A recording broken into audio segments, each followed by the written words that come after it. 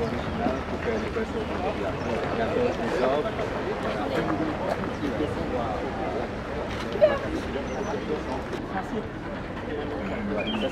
c'est les projets qu'on a vus dans le cadre de Master Plan pour les projets.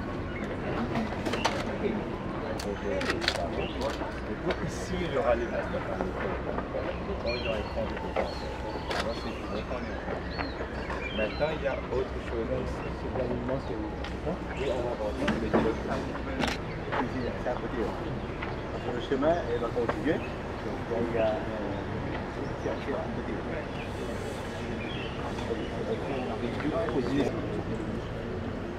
C'est des projets initiaux.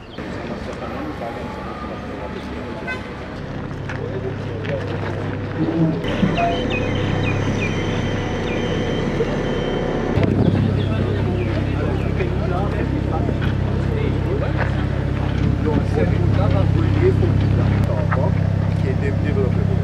Et tous les futurs projets vont aller là-bas. Donc cette route sera alimentée. Donc c'est la route principale. La route principale. Et ce développement devrait se faire en janvier. On pense 2021. 2021, il n'y aura pas de travaux. Oui, 2021. On lève le collet et on a la chaîne. C'est possible ça. Pour la route, oui. Pour la route.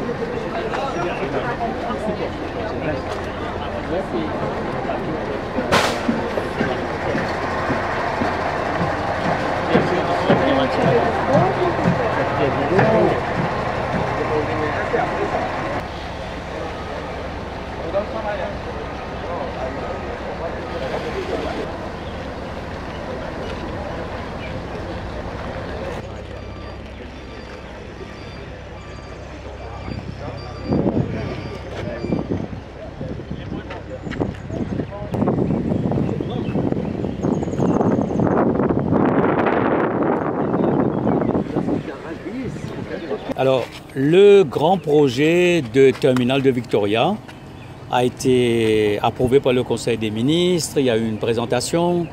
Maintenant, nous sommes dans la phase de l'implementation, et ça veut dire la réalisation du projet. Alors, M. Anoé est là, il nous a informé que les travaux commenceraient début mars, et il faut absolument là gérer l'opération de la gare et l'opération des autres activités, tout en leur permettant de faire les gros travaux. Alors, nous avons réglé, comme vous le savez, le problème des hawkers. Vous n'en parlez plus, mais moi j'en parle quand même. Donc on a réglé le problème des hawkers. On a réglé le problème des chauffeurs de taxi. Vous n'en parlez pas, j'en parle quand même.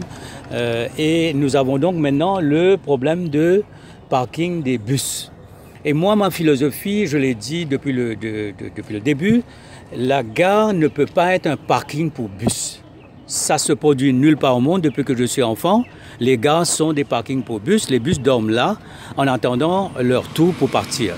Ce que je propose, moi, que les bus viennent d'où qu'ils viennent, quartier militaire, FLAC, Rivière du Rempart, ils viennent faire un tour à la gare centrale. Il reste le temps de déposer les passagers et de reprendre les nouveaux passagers et repartir dormir là-bas. Pas dans Port-Louis.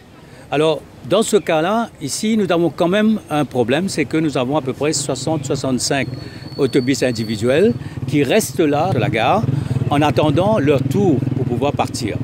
Et nous sommes donc en train de trouver une solution pour, comme ce qu'on appelle un holding area. Donc nous avons trois solutions possibles. Il y a le premier site que nous avons visité, mais là, il y a le problème douloureux des arbres. Donc on est en train de voir comment aménager ça. La deuxième solution, c'est que cette grande avenue qui devrait desservir les plus de 100 arpents de développement de MPA et du Freeport plus loin, devrait pouvoir nous permettre aussi, peut-être on peut utiliser une voie pour les bus. Troisième solution, c'est nous avons un terrain ici qui fait à peu près 3 arpents et il y a une possibilité donc d'aménager et de niveler ce terrain-là pour que les bus puissent venir ici. Nous allons donc nous asseoir avec la NTA, avec Transinvest, aussi avec les autobus, les propriétaires d'autobus pour trouver une solution finale, de sorte que nous puissions à la fois gérer le temps des travaux, c'est-à-dire à peu près 2 ans, et en même temps gérer après tout ce qui est une solution permanente. Donc voilà pourquoi je suis venu ici, c'est pour justement voir un peu les différentes options et mettre tout le monde ensemble. Et la semaine prochaine, donc, on pourra s'asseoir pour dire que voilà comment on va gérer le bus holding area pour une soixantaine de bus le temps des travaux.